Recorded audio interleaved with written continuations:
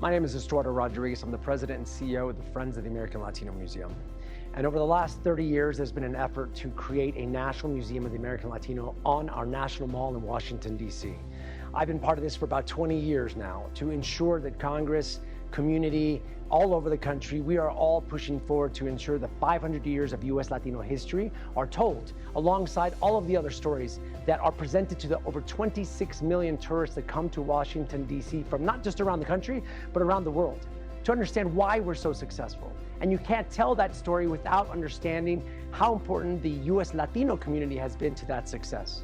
More important to all of that, of course, is the history that ties us to Mexico. You cannot deny that history across the Southwest that helped build so much of what we see now is some of the strongest and positive experiences that we have across these states. It is a shared history, it is a shared partnership that will move us forward if we can have the opportunity to go to the National Mall, visit and understand how deep those ties are.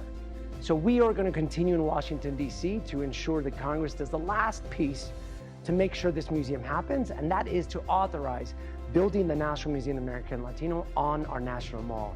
This way, together, we're finally going to be able to understand why we are stronger together, and the false narratives that criticize and demean Mexican-American history, Latino history throughout the 500 years plus contemporary history, those things tear us apart and slow our growth down as a country. I'm looking forward to working with everyone here in this delegation, as well as moving forward with all of our national partners here and around the country, as well as in Congress, Democrat and Republican, in a bipartisan way to ensure our history is told on the National Mall in Washington, D.C.